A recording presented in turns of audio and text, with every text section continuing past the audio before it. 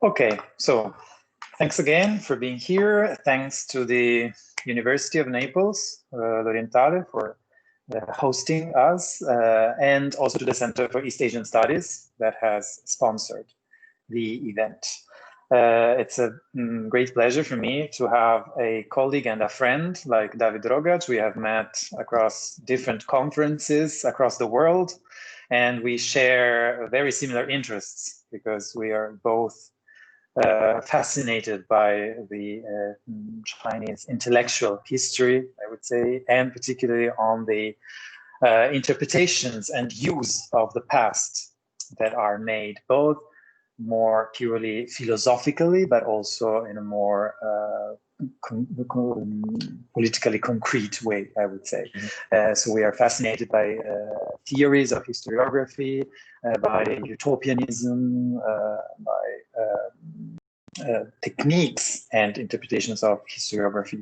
And also we are both, I would say, active in comparative kinds of approaches or researches as in the Society for Asian and Comparative Philosophy. So we share this kind of approach. So I was very happy to learn that Dawid had published with Bloomsbury this summer his book, Chinese Philosophy of History.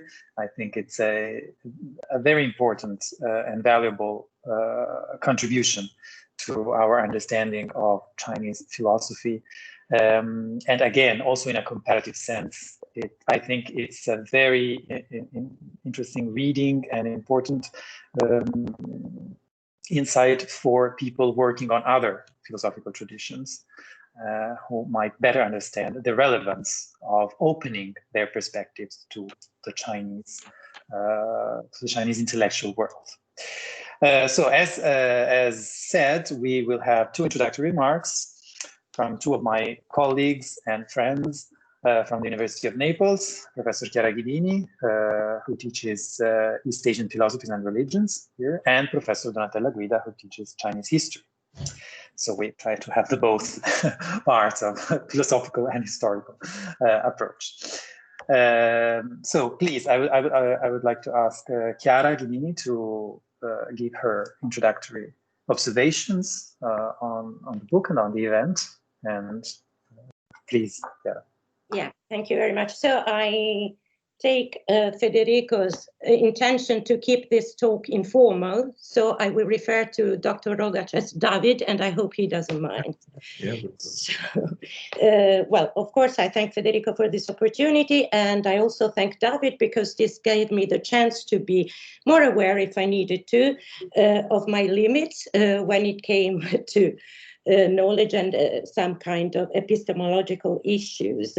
I must say that I realize philosophy of history is a discipline that is quite thriving these days, at least judging from the recent publications, many of which are branded Bloomsbury, so which might be a sign that they are particularly interested in the field. And well, in a book edited by Xuecheng, which I think came out only in 2020, so more or less when Dawid's book came out, there is a very important stress on how philosophy of history can help better understand our time. So philosophy of history applied to the knowledge and the understanding of contemporary issues, which are environmental, are health related. The book came out when COVID pandemic was already on, so I guess there is a liaison there, but also all kinds of upheavals, and God, if we've seen many of them even recently, I mean, in the beginning of 2021. Also, usually there is always an outline of the history of the philosophy of history, and this outline of the history is usually quite conventional. I mean, it's a conventional mapping which stretches through three phases. The first would be the so-called speculative history, philosophy of history. Well, and I mean, of course, Hegel is one of the most prominent. And then there is the analytical philosophy of history with Hempel, but also with Collingwood, which is actually closer to the next phase, which is the one I'm a bit more familiar with, which is probably dated to the 1970s with Hayden White and his idea of meta-history and the concept of imagination.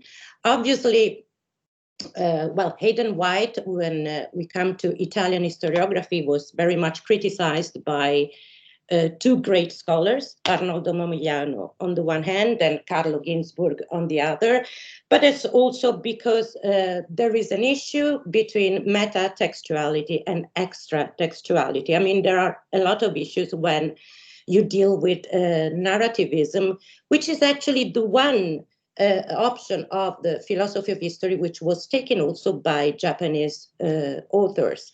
And here I come to another important aspect that I saw in David's book, which is actually to go beyond the conventional history of the philosophy of history, to problematize it, to enrich it, to stress that the mapping is actually much more layered, and to add Polish authors, which I think is a very important step in order to make it richer and not to limit to the very well-known, let's say, agents operating within the very interdisciplinary field of the philosophy of history.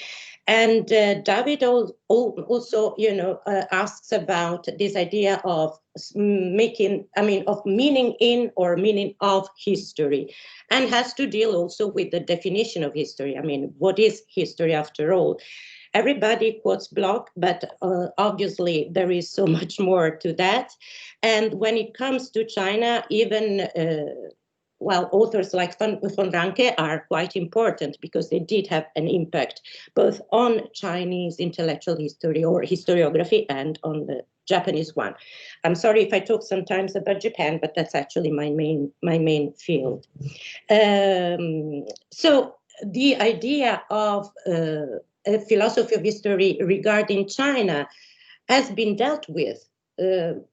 David quotes, for example, Daniel Little, who actually applied it to modern China or even contemporary China, let's say the Great Cultural Revolution years, so in the 60s.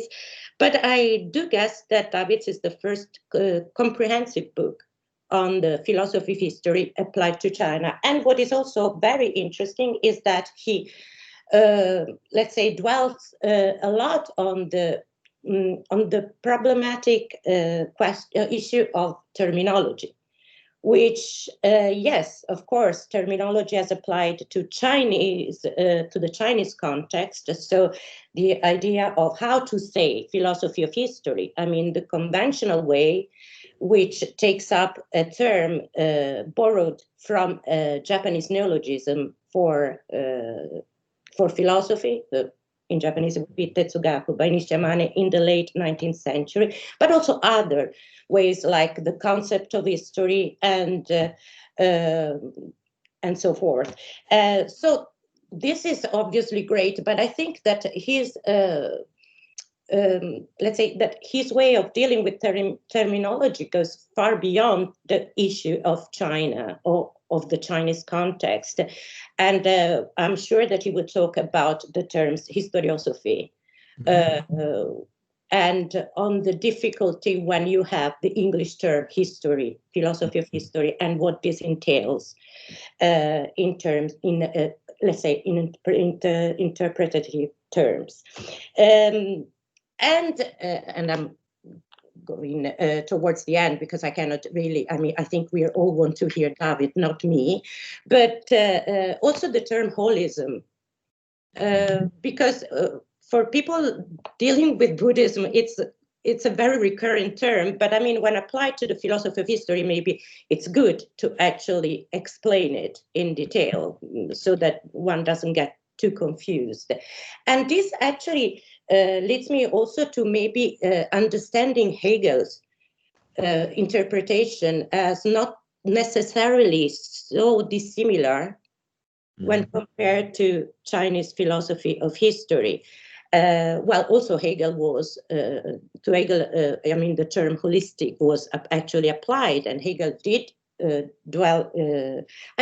did talk about China in his lectures on the philosophy of history, and China was the beginning of history, so to speak, whereas Europe would be the end. And when we hear the end of history, of course, we are reminded of Francis Fukuyama, who's also somehow inserted within the philosophers of history, which also means that what is philosophy of history and who are the philosophers of history is really Vico, a philosopher of history, is Desserteau, a philosopher of history. So, there is a very huge debate on who belongs to the field willingly or otherwise. He knows probably, because Federico usually tells more than he should, that eventually we will have to talk about some venerable absences, which are not absent by mistake or by chance, but actually by design. But this I will leave for the discussion, and I will leave the floor to Donatella, Professor Guida, who is actually the expert in Chinese history. Thank you.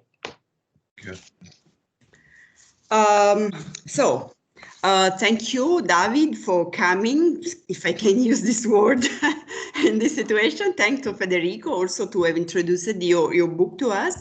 And I would like to start with a quotation from Oscar Wilde.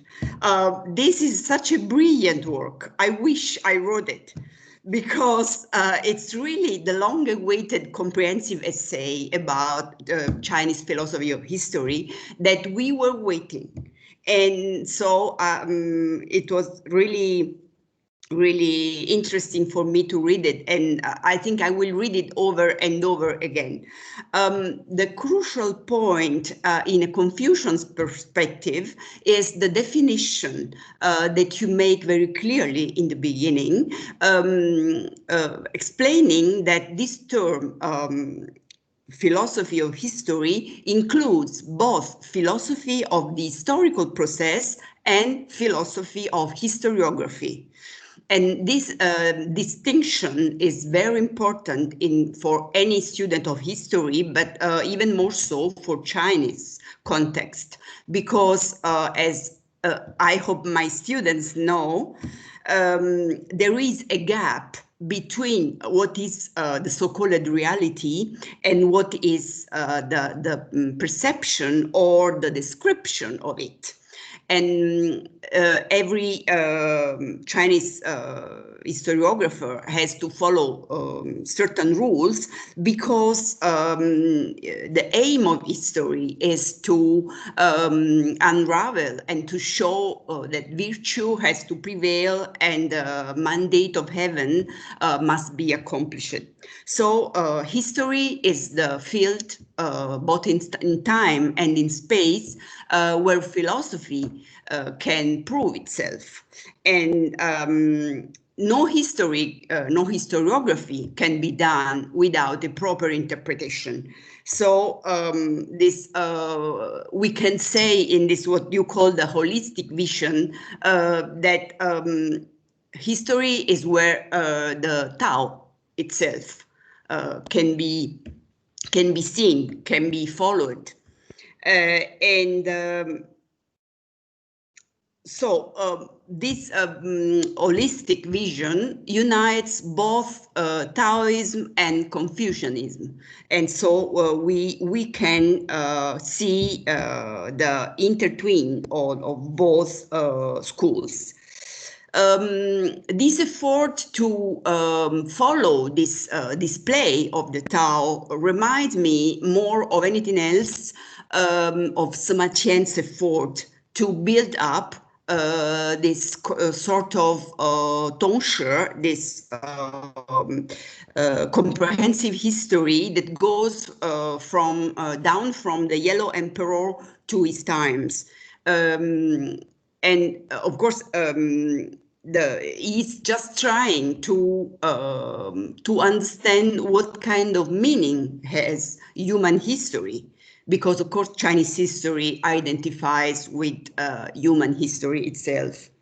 and also the meaning of his single life. And I appreciated very much in David's work the fact that he starts from the text. That is what we would call the Xuecheng approach, according to the Qing Times definition. And this is very important, and to me is also very effective, because it starts from the text itself, and it follows the evolution or simply the process from the early period, the early thinkers, up to the High Qing times. And I found also very remarkable that he chose to finish his work with Zhang Xuecheng. That is a very interesting final point. Zhang Xuecheng was an historian who lived in Qing times in the beginning of 18th century. And I would like to thank David for his effort to highlight the importance of this period that has been so often sort of neglected, because usually the 18th century, the 19th century thinkers are considered the beginning of so-called modernity. And actually, we can see through Zhang Xuecheng and through other thinkers that lived also in the transition between Ming and Qing times, we can see that actually there was much more before that.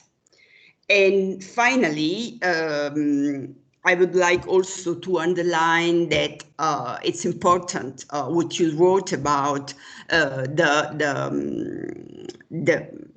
fake idea of European scholars like Karl Lowitt that you quoted, that believed that philosophy of history itself was actually invented, so to say, in the West, from Hegel and to the other that followed him. And actually it is not, because as you show very effectively, we have a philosophy of history from Confucius, maybe earlier.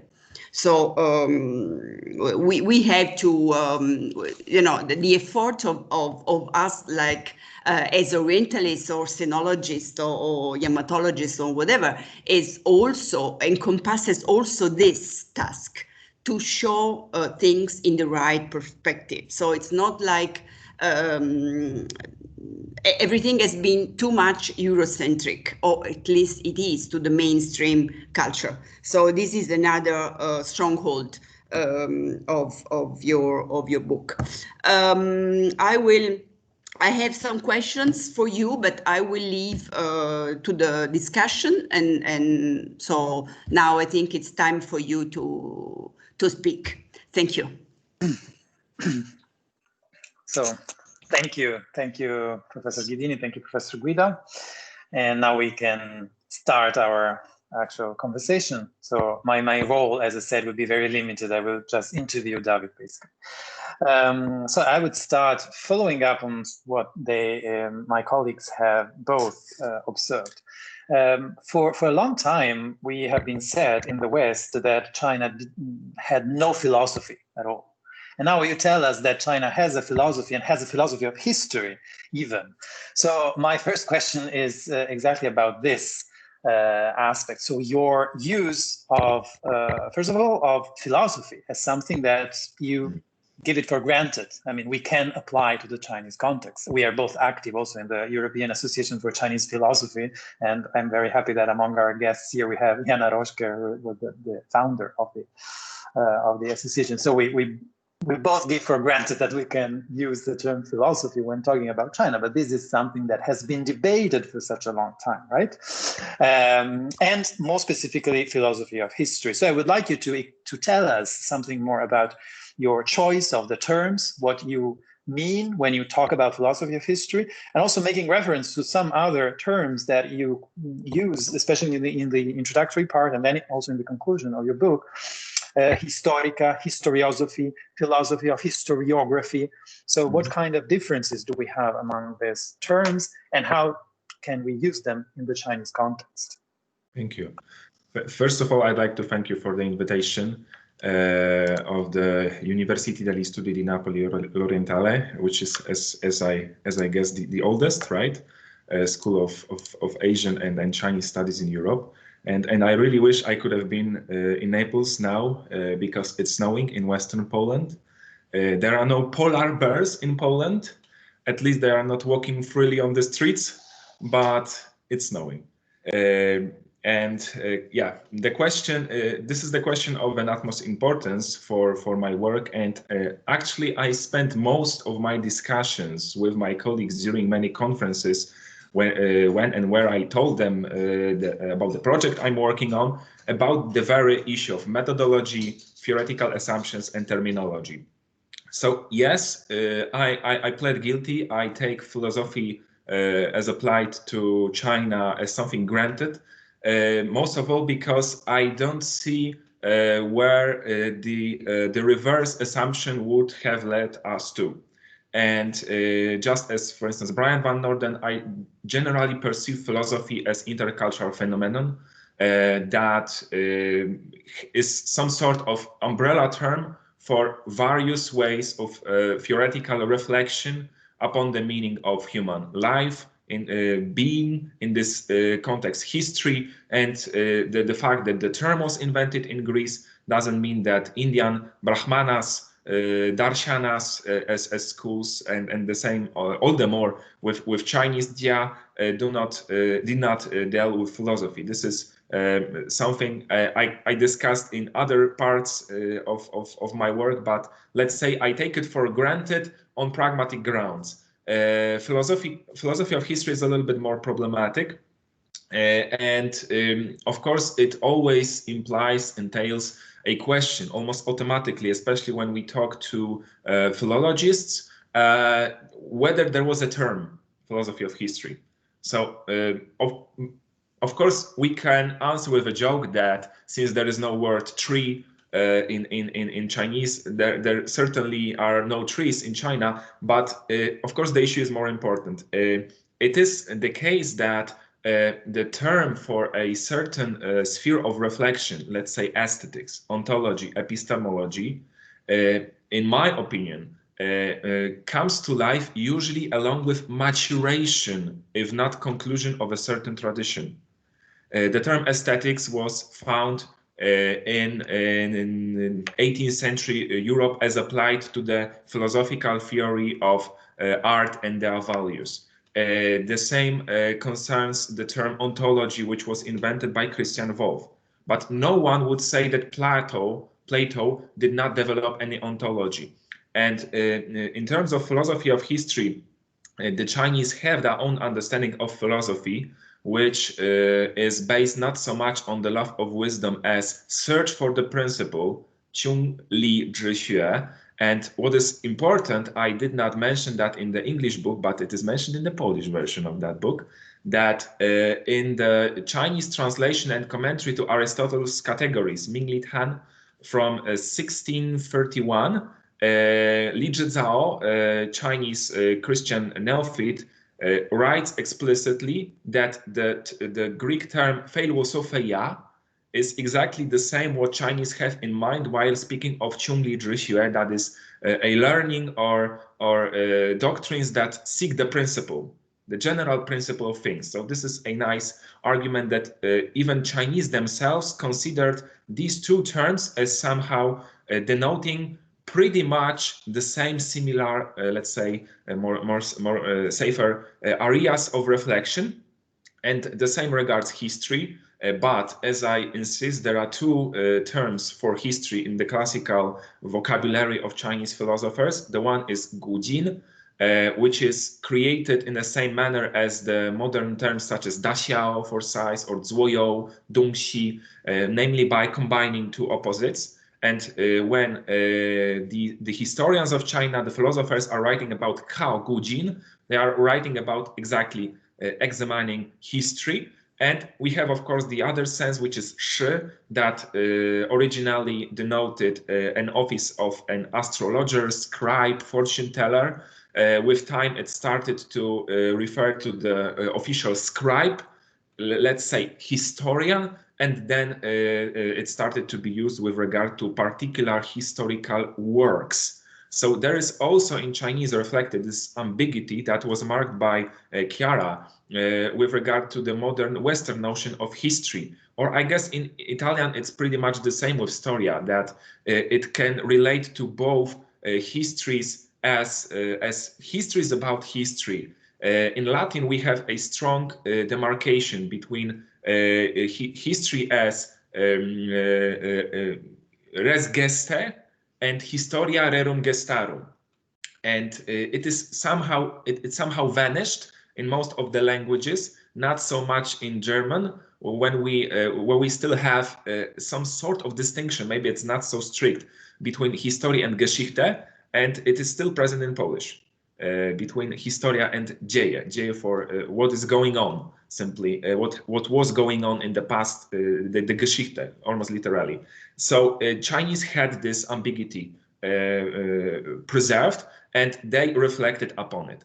And my idea was to, of course, look for the philosophy of history, but I was well aware of the fact that I have to be enough open-minded, let's say tolerant, because nowadays, again, Chiara pointed that out, philosophers of history are somehow divided into camps, especially the analytical philosophers of history and their inheritors, such as the narrativists, have this tendency to view their, let's say, continental counterpart, but it's not so strictly geographical, as I point out in the book, as metaphysical, even theological, so that any way of philosophizing about history as a process is religious in its core, which is, I think, maybe not absurd, but it's not as well grounded as they presuppose.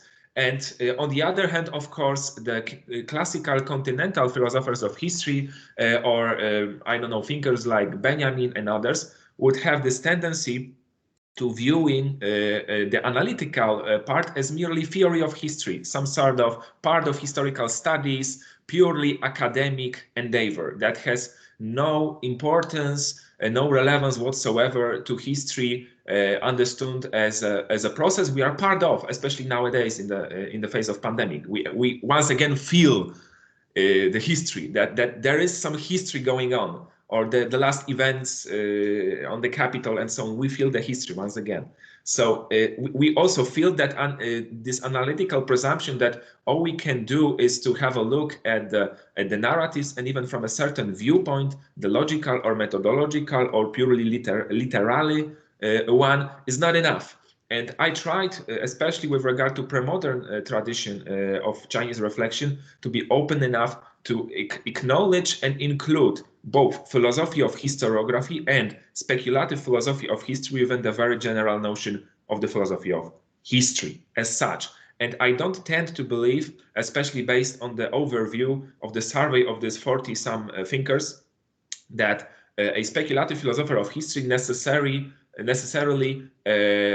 subscribes to or supports the idea of the logic of history. This is a very narrow and strong version of the philosophy of historical process. We can, for instance, believe that history is freely created by individuals without any constraints of, say, geographical, economical, and social mechanisms. And we are, willingly or not, philosophers of history in this sense. But we are not presuming any logic of history. So there's also a very strong, I would say, not only assumption, but also misunderstanding that the people who want to do something more than philosophize about historical works are almost automatically Hegelians or Hegelian-like metaphysicians slash theologians. And this is what I try to prove, partially based on the Chinese material. And historiosophy, I tried to look for the term that would help me with making a transition from the earliest sources to the philosophical schools or general thinkers of the Warring States period, because I'm aware of the fact that you cannot just say, okay, so here are the bronzes, inscriptions on the bronzes, this is philosophy of history.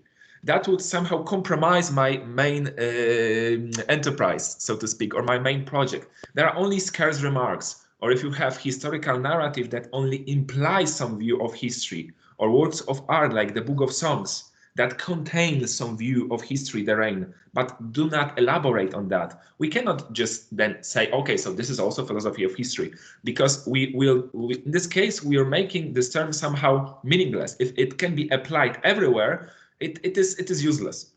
So I tried to find a term, and historiosophy come to the fore. It was a term coined by Cieszkowski, who was a disciple of Hegel, and I used the term in other way that he employed it, but basically historiosophy as a term that was also used, for instance, by Gershom Scholem with regard to the historiosophy of Jewish Kabbalah, is denoting all the views that are implicitly hidden in historical works, literary works, works of art, or even more specifically, that refers to the views of history that are implied by these works and not so much contained or even more elaborated within them. So in this case, after the earliest historiosophy of the bronze inscriptions, the Book of Documents, the Book of Songs, we also have some later instances of historiosophy, for instance, in the mentioned Sima Qian, Sima Guang, generally historians of China.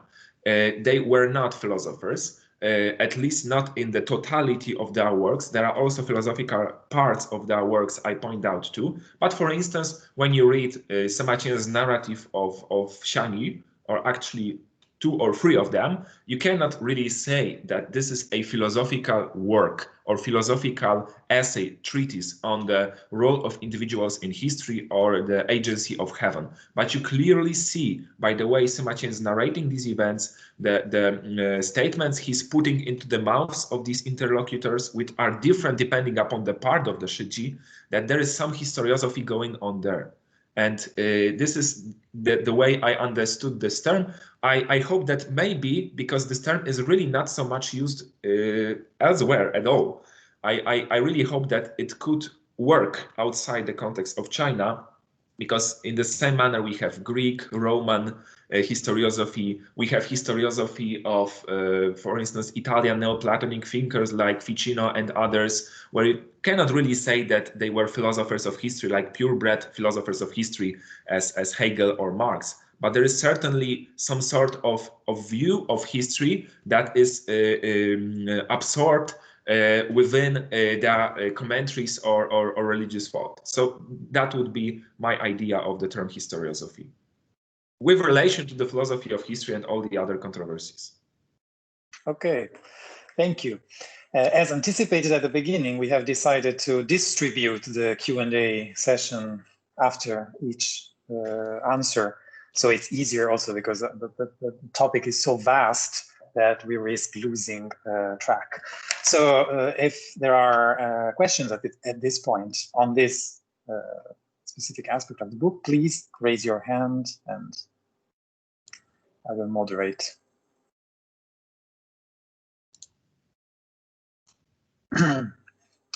Okay, so if there are no questions at this point, this means that your answer was very clear and has left no room for any doubt. Great. So I'm now moving to the second topic that I'm sure will give us more space for discussion. We are now, I would like to look at some specific Chinese aspects. So we have talked about this general methodological and terminological problem.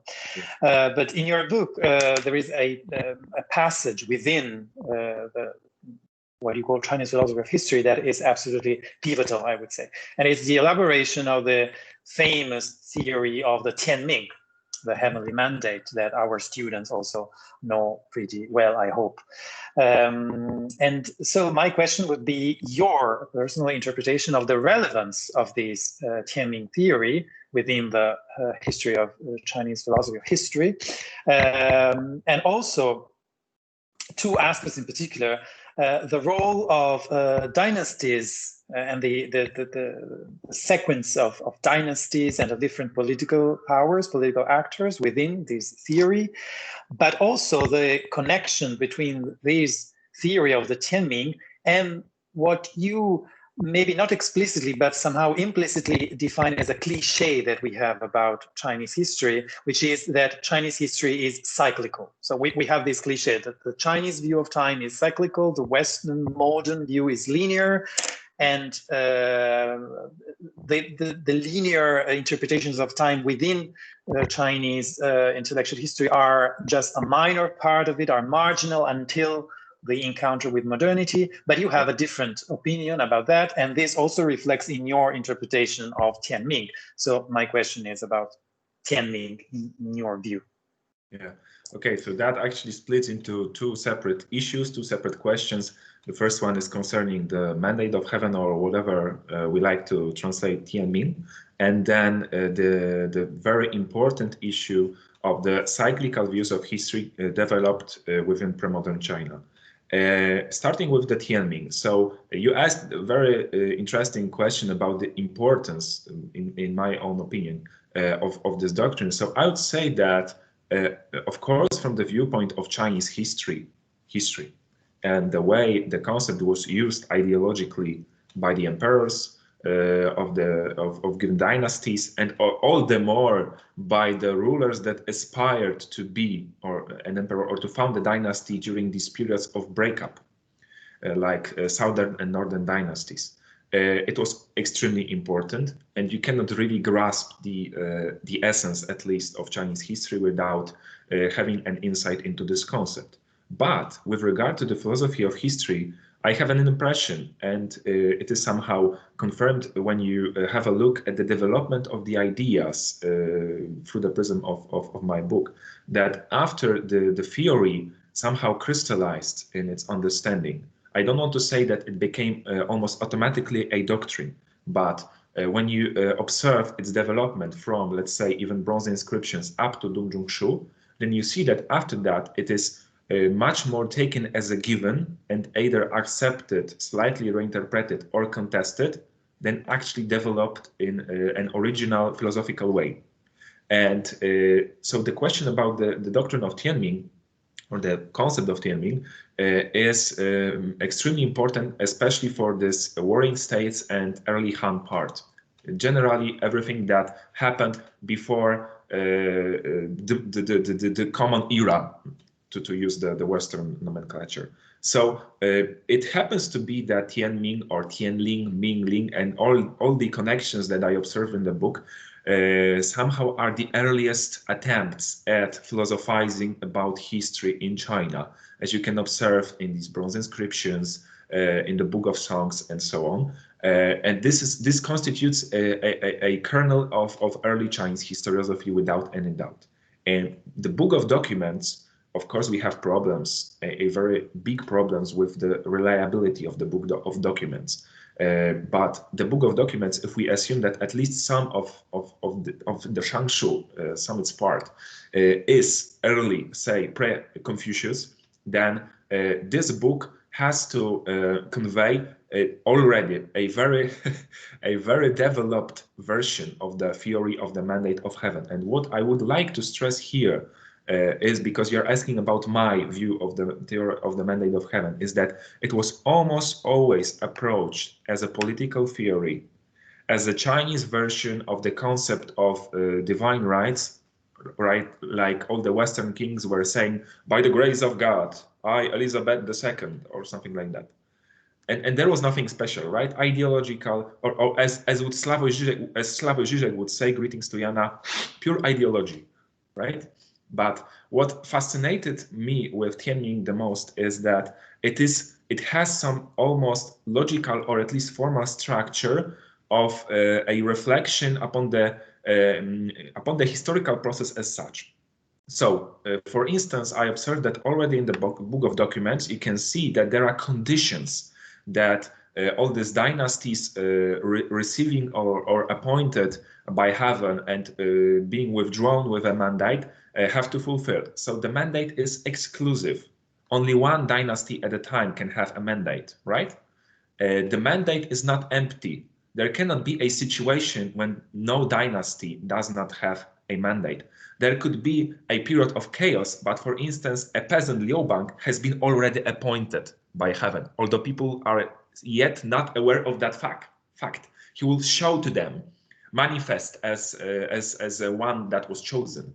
And finally, the mandate is tentative. No dynasty can really have the mandate back, despite the fact that we have all these later dynasties like Hosung and so on.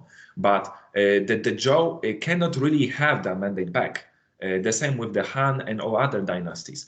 So this already had at that time some sort of inner structure that of course implies the cyclical view, but what is important, the cycles from the very beginning are somehow inscribed into the superior line, usually of retrogression or a fall, sometimes of more progressively directed line. But I will just return to that issue after a few minutes, that it is really hard to find in China purely cyclical approaches. I just like to mention that, and I'll come back to that issue in a second. But coming back to the Tianming, so we have the Book of Documents, which of course has its political function without any doubt.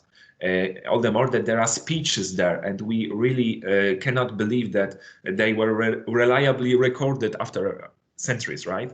But nonetheless, we have the view that the mandate is based on or endowed due to the moral capacities of the ruler, and more specifically due to the condition, and this is important, social, economical, what sort of condition, moral condition of the people. Mencius basically added to this idea, because he fully supported it, in contrast to Xunzi and importantly Confucius, he added that people have a moral right to disobey the ruler that has lost his mandate, who acts as a particular person and not as a ruler anymore.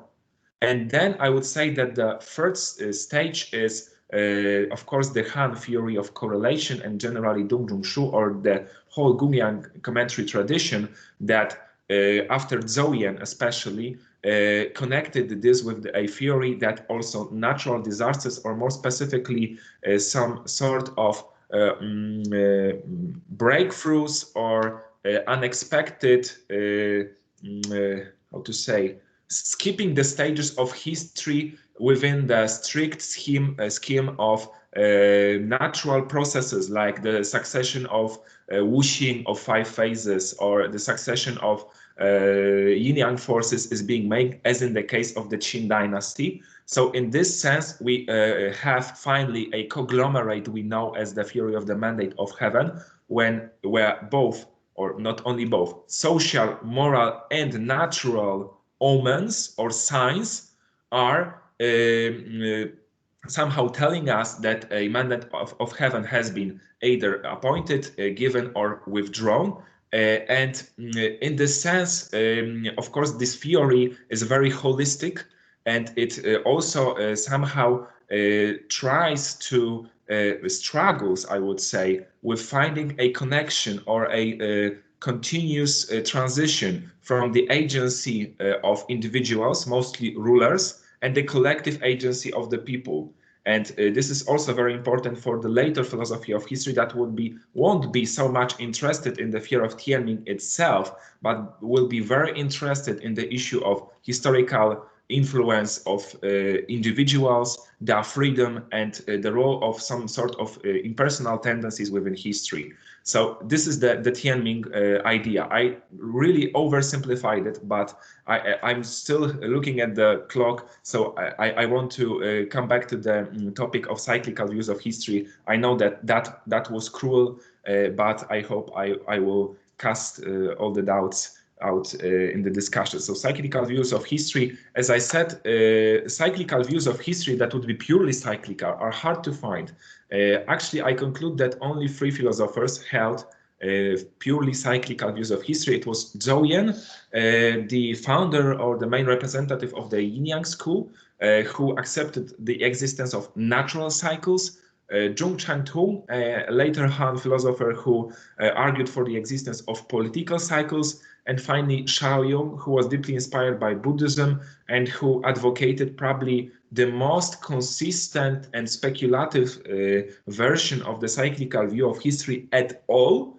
And we can say that he somehow constructed the metaphysical cycles, the cycles of the universe as such, that are impersonally cognizable due to the recognition of some mathematical and numerological schemes. I can develop that issue in a second. But what is important is that in most cases, these cycles are inscribed into the superior line of either retrogression or fall or progress.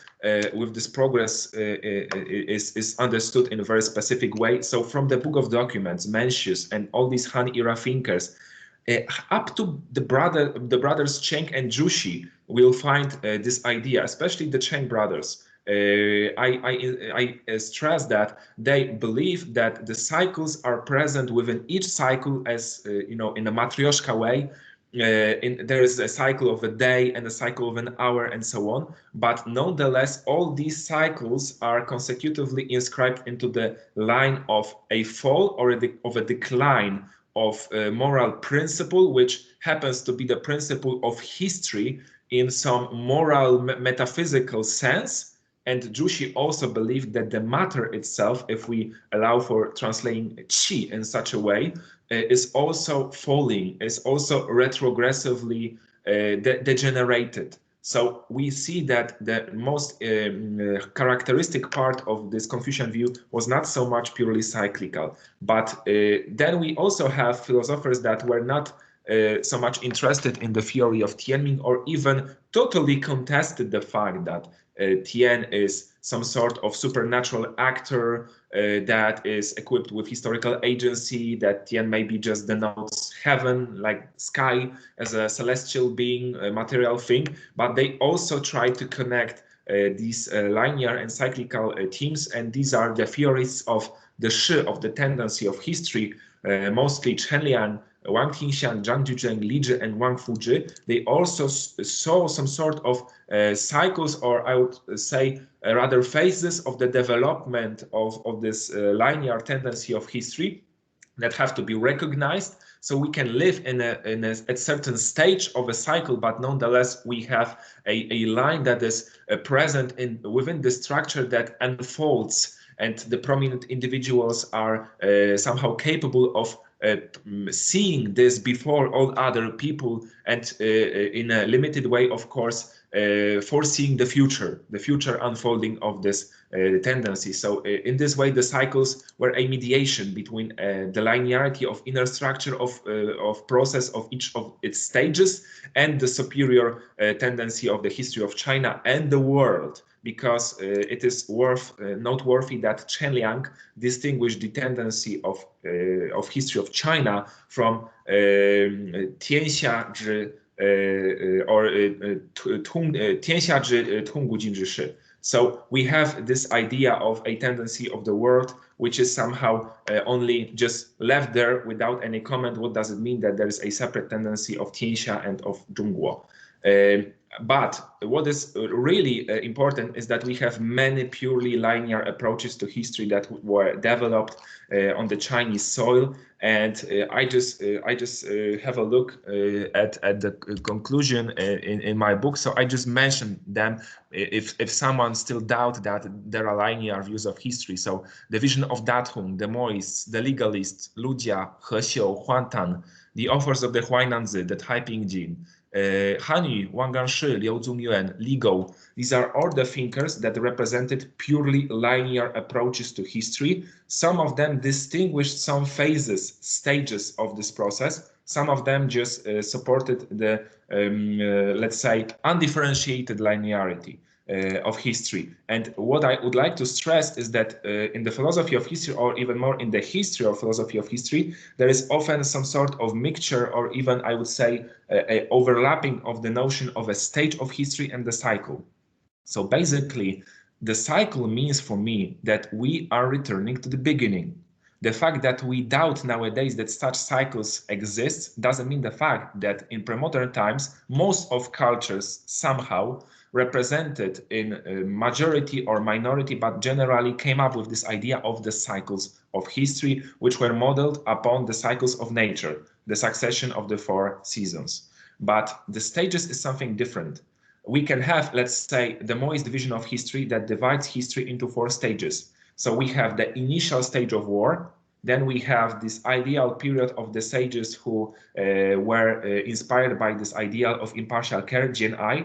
Then we have again another period of disorder, and Moists have a hope, have a wish that there will be again another epoch of impartial care, of universal love in the future. But this is not a cyclical way of understanding historical process, because each of these stages is different and they are all irreversible. We cannot return to the initial disorder, just as we cannot really restore the period of the sages. Simply, we have to reinvent the way they dealt with things, but we cannot simply come back to their particular solutions. And that's also the thing that many other critics of the idea of the welfare system and return to antiquity had in mind in China.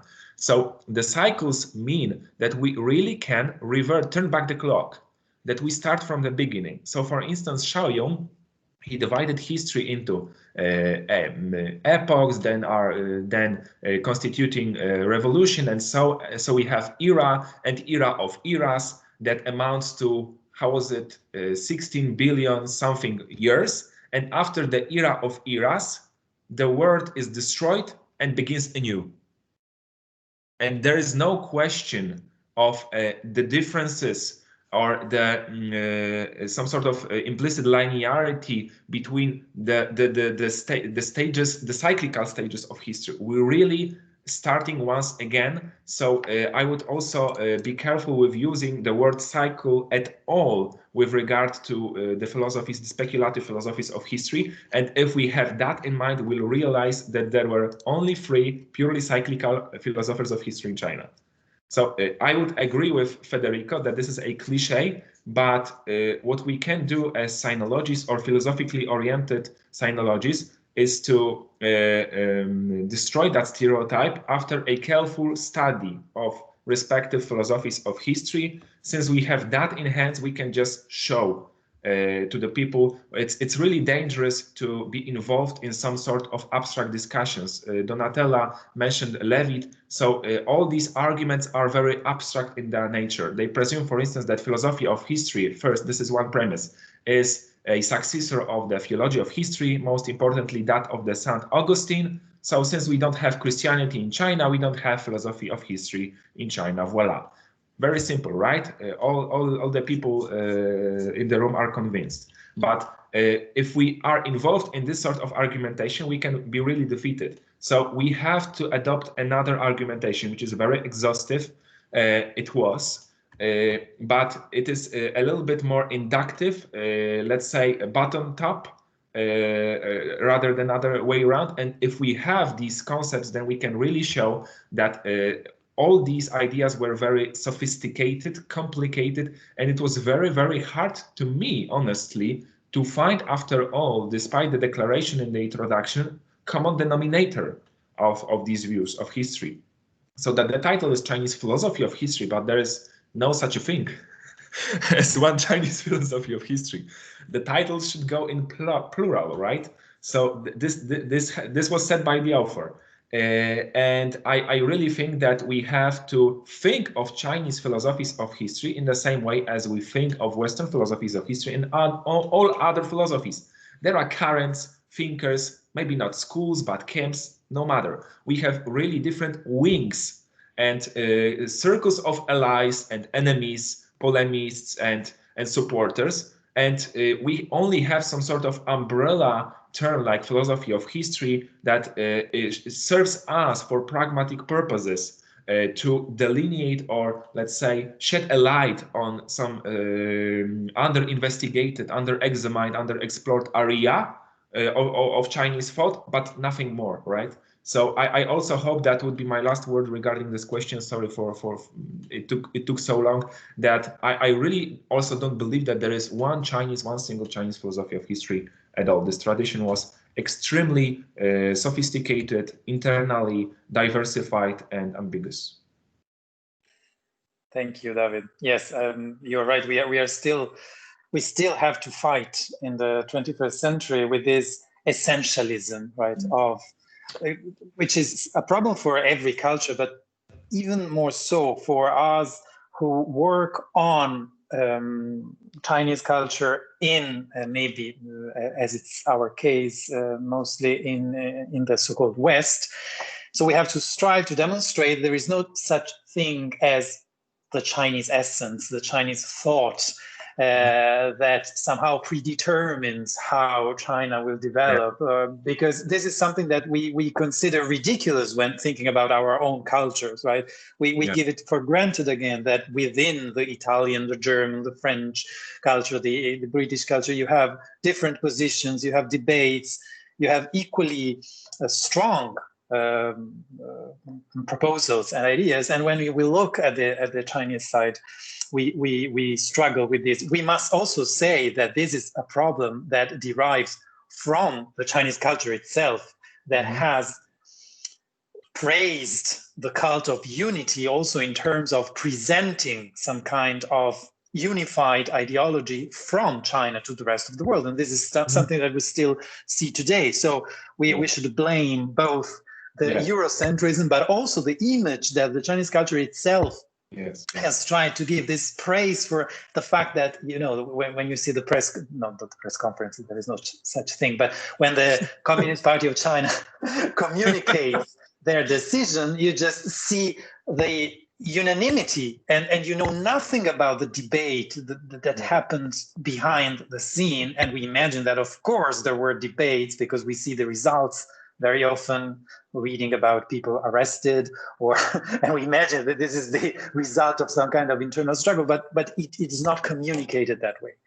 And so I think this is also part of a way of communicating difference that is not favoring a deep look at the internal fractures within the debate. So I think it's even more difficult for us to show the diversity of Chinese thought for a number of reasons. And you are right in pointing this. So, and I think that a kind of approach as yours, that a survey that is vast enough to cover centuries, but also focus on a specific aspect, shows the richness and the diversity of Chinese thought. Any questions? Please. I actually have a remark and a question. The remark concerns the possess of the mandate. You said that the mandate can be possessed by one dynasty or one person at a time. But I was thinking about some periods where the mandate was actually shared. For example, the Three Kingdoms, Sangguo, or you mentioned Juxi. I think Juxi wrote expressly that in his times, Southern Song times, the mandate was actually shared by the different dynasties that ruled over Chinese territory. So there are some exceptions. There are some ways that actually demonstrate what you said, that there is no cyclical, there's nothing can go back to the beginning. And the question regards Wang Fuzhi that you mentioned, because this was also my original plan to ask. Oh. I think we have lost Donatella in the middle of the question. On the cliffhanger. She was about to ask a question on Wang Fuzhi, and we have lost her. So let's wait if she returns in this time, or in the meantime, someone has something else to ask. Yes, Jana wanted to ask a question. We can't hear you, Jana. You have to unmute. Okay. Sorry. First of all, I would like to congratulate you once again on this on the publication of this important book, which I really think that it is significant. Yeah. Donatella came back. Yes, now. Donatella came back. Shall we first let her finish? Okay, so she can finish her question and then we go back to Jana. Yeah. Sorry, my connection has been pretty weird since this morning.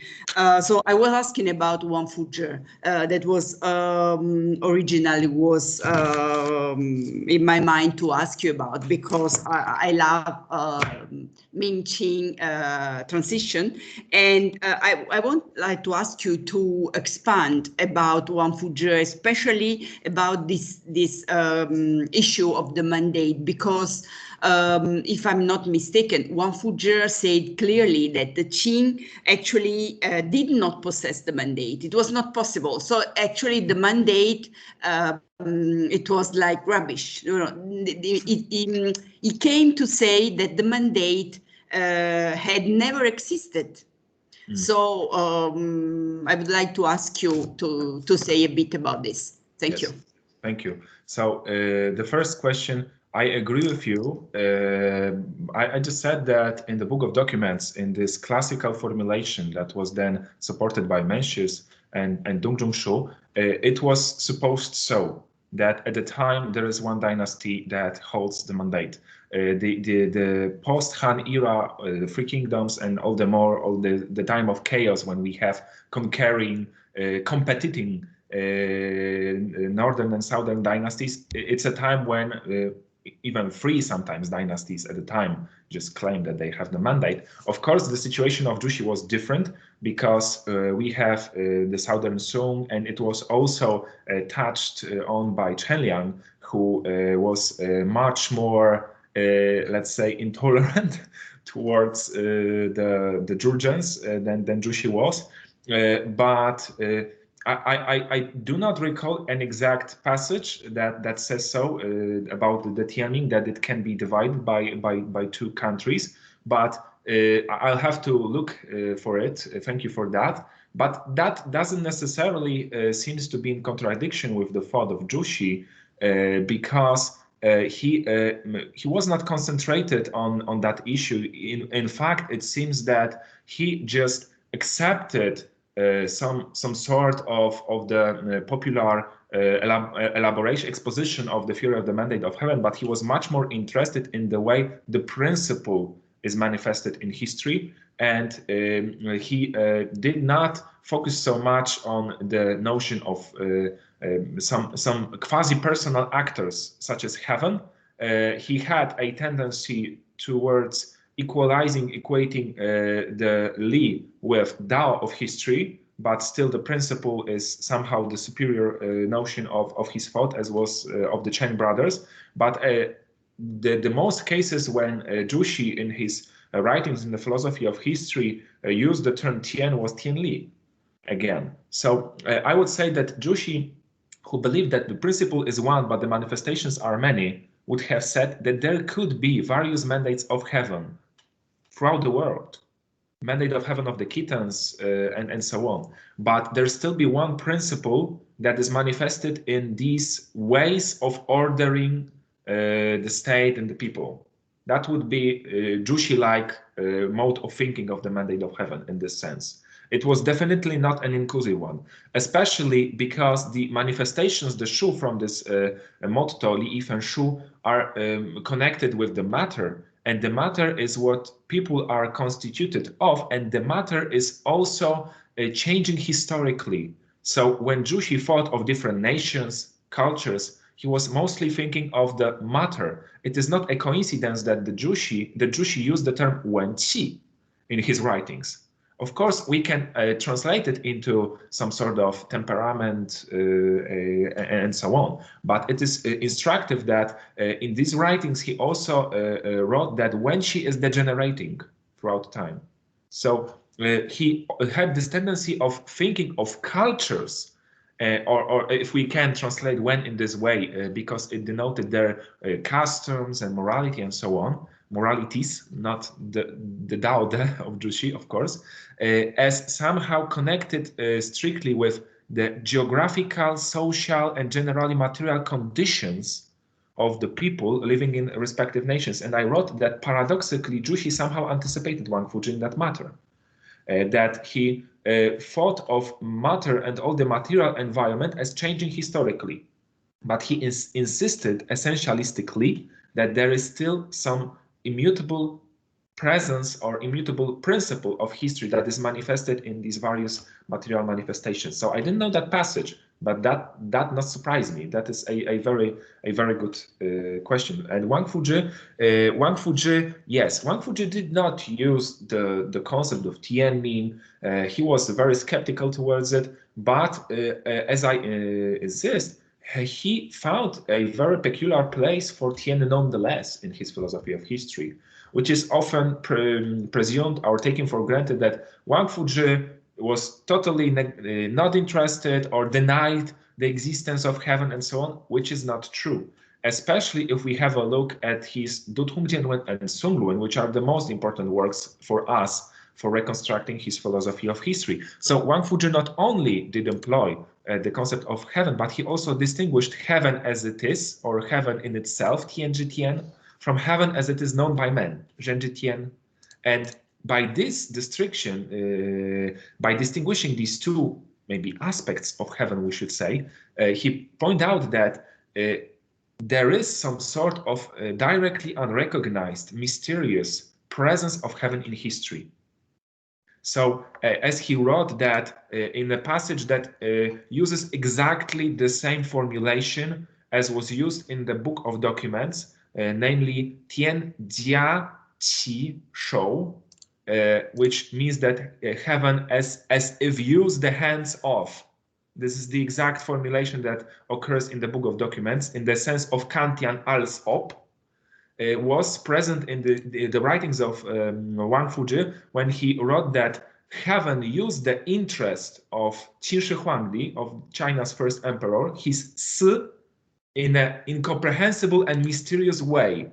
We have a character Shen there, the same Shen that means spirit, in order to accomplish something general, Gung, in history. So it of course reminds us of the Hegelian List der Vernunft, but I agree with Julien that we have to have in back of our minds that there is no purpose or end of history there. This is not some sort of use of persons in order to achieve goals. It is simply the way this mysterious, directly unrecognizable aspect of heaven is present in history. And the same words are used regarding the Empress Wu Zetian, the victory of the founders of the Zhou, also the extermination of the Qin, Sui, and Mongol dynasties. So it is really remarkable that on the one hand, Wang Fuzhi was skeptical towards the theory of the mandate of heaven and the very compound Tianmin, but not because he did not believe in the agency of heaven whatsoever, but because he did not believe that it could be foretold in such an easy way. Oh, the dynasty has fallen, so now we know that there would be another dynasty, or that that this dynasty would be a dynasty of water or fire or earth. We don't have any guidebook, a ready-made instruction of saying what will come next. What we can say and have only is our way of investigating the unfolding of the Shi of history. And what we can say from our observation of the Shi of history is that we cannot explain all the history merely by relating to this tendency. There is some sort of irrationality of history we really cannot understand. It's like, sorry for that journey, but if Wang Fuzhi was born today, he would say, we really cannot explain Trump. We cannot explain it. But maybe this is the way heaven used his hands and hair to conduct something general in history. That would be something like that. So Tianmin, as I stressed, has from the very beginning this very rationalistic component, that we have a ready-made structure, that this is exclusive, blah, blah, blah, which means that even if we have exceptions from the rule, the rulers themselves are given with a set of rules that they can use, of course, in an ideological way, but the people know, okay, so that finished, that ended, that will come next. From a political and social viewpoint, which interests Federico the most, this means that nothing really anew could happen. Certainly, a revolution is not possible under such an idea of a ready-made, finite set of rules governing the historical process. But Wang Fuzhi, who witnessed the fall of the Ming, which I think to some extent was a surprise, of course a shock, but a surprise to these Chinese, have this feeling that we really cannot understand everything within history. And that's where heaven come to his mind, but not as a Tianming, just as heaven, as a weird, I would say, to some extent, even God, in a very weak sense of this term, some sort of metaphysical agent that intervenes in history on his, we don't know, its own will. Thank you so much. Jana, please. You started asking a question earlier. And your mic is still off.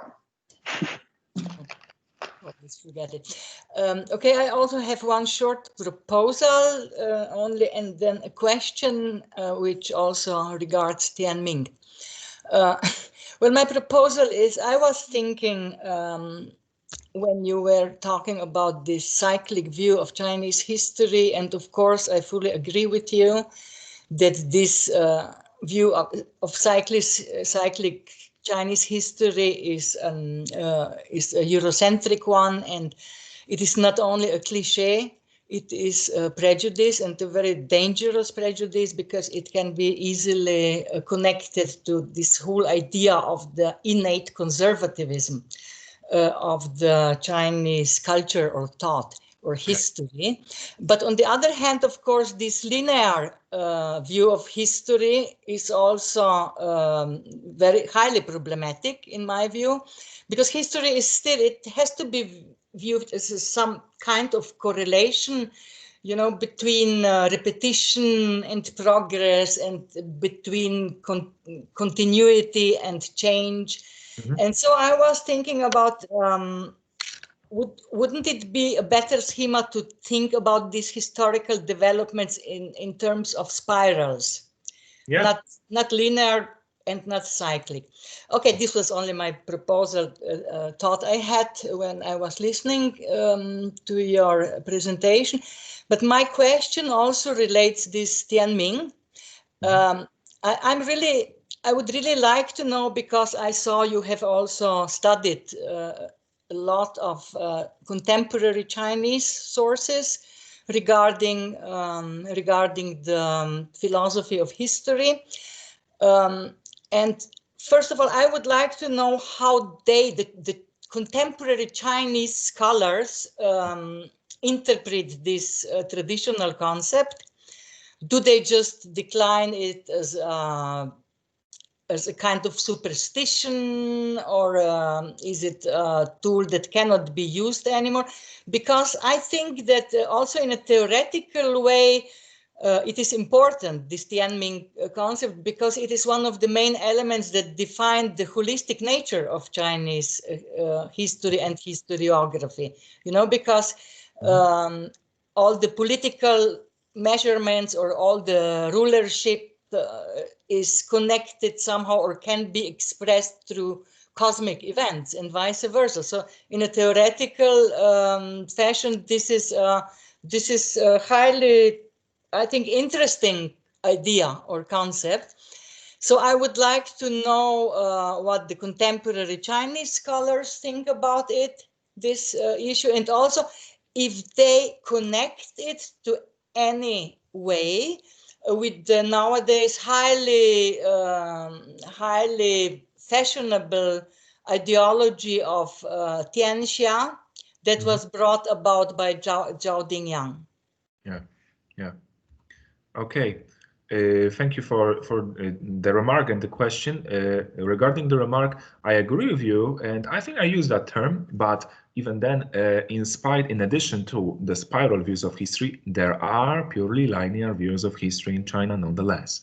For instance, that of Xuecheng, Xuxi's father, who believed that there is just a tendency of historical development, this shi, the crucial term, and that it simply unfolds, and that it is very durable, as in the case of the development and the fall of the Fengjian system, feudalism, classical Chinese feudalism. So it takes millennia, and the people could somehow recognize that and maybe stop it or postpone it for a little, but generally this is necessary, unavoidable, and so on. And he does not distinguish any stages, all the more cycles. He strictly criticizes any idea of a return to the earlier phases of the development of this shi. For instance, to the people that were advocating in the Song, as we know, the idea of the return to the welfare system, he says that not only we cannot really return to these times,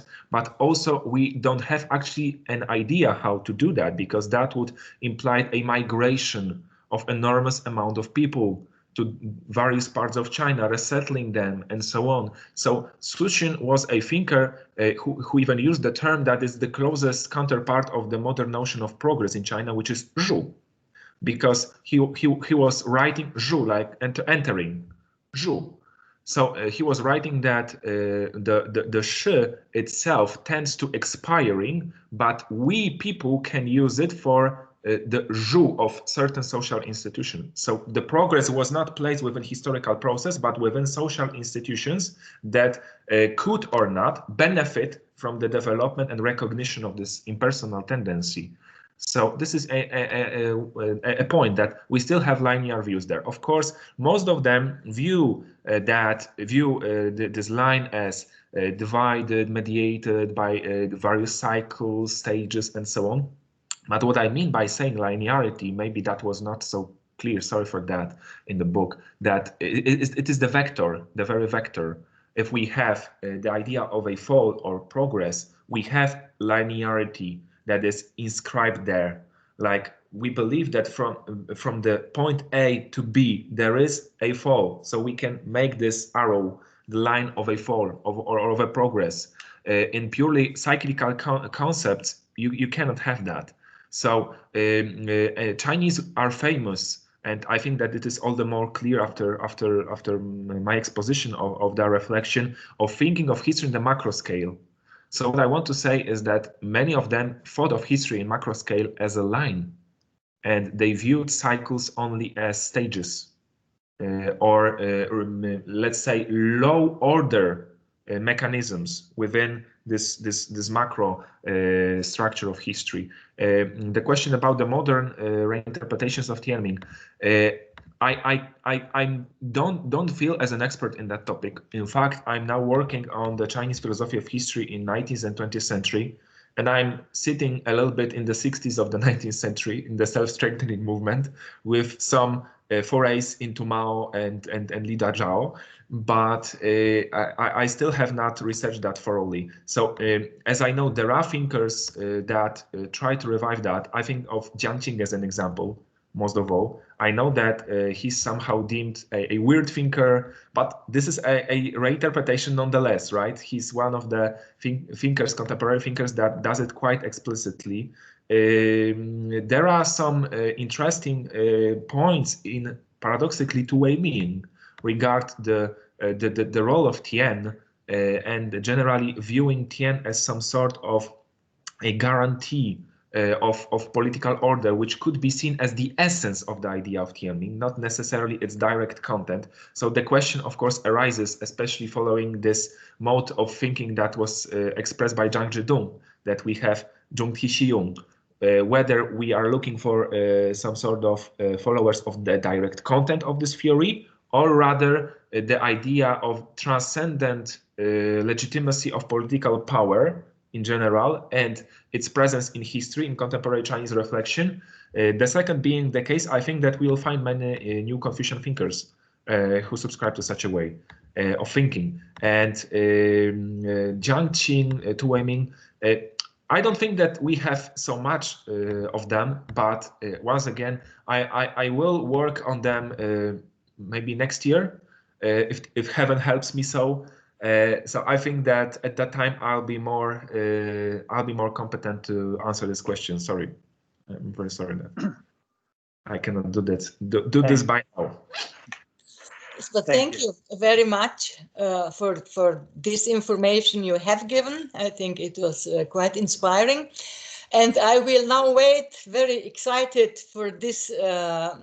For you to arrive at the 21st century. You are now at the 20th century already, so this is good. And I would just like to add that Jiang Qing is really a kind of weird scholar, while Zhao Dingyang is not. In my opinion, he is really a good theoretician who has to be taken seriously also. Yes. So I'm waiting. Thank you, David. Thank you, David. And yes, thinking about cycles and macro cycles in particular, of course, I think about the Buddhist view of time and that kind of interpretation of history. And I'm pretty sure that, as anticipated, Chiara Ghidini will have something to ask about that, about the absence of Buddhism from your survey. Yeah, well, first of all, I just to say that what you were talking about before always called to my mind a couple of works by Prasenjit Dwara. Yes. One in particular is Why is History Anti-Theoretical? Which was basically written because he wanted to, to start from the viewpoint of somebody who is interested in the question, he says, of how historiographical paradigms shape our understanding of China and why history is anti-theoretical. So there is a whole discussion about linearity and about the relationship between linearity and nation building. So the modern perspective, related to history. And also, I think what he did on circulatory history and competitive histories and the idea of multiple temporalities, yes, which occur in pre-modern times as well as in our own time. So I guess that Dwara could be interesting. Also something that he edited on the actually history of science, which takes into consideration the holism and the fact that in China this was holistic and dialectical at the same time, which I think could be somehow useful, but perhaps it's because I'm more familiar with Dwara because he always gets angry with Hayden White, and it's interesting, it's fascinating, and the way this works.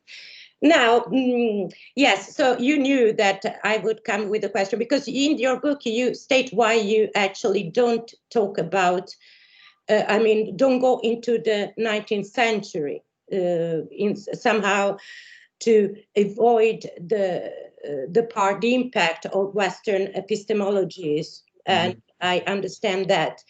But then what I really would like you to just say to us is why you chose to, I would say, avoid Buddhism, because, well, apart from Zhang Xuecheng, who, even in the translations edited by Ivanhoe, Buddhism actually plays quite a part, but even in pre-modern times, because there is one discussion you make about originality. Now, I guess that I would like to know what you really intend for originality, and why you think that Buddhist epistemology is somehow foreign.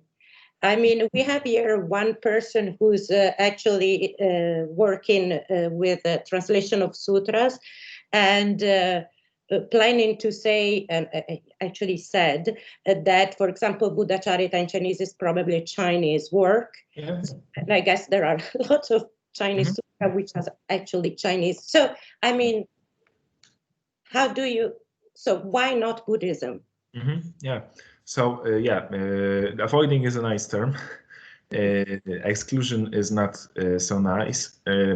I would say that what led me to this decision was the fact that in terms of the philosophy of history, I really couldn't have found a thinker, I mean a Buddhist thinker, that would develop a philosophy of, let's say, human history, or incorporated the philosophical theory of human history into his or her philosophy of the history of the universe.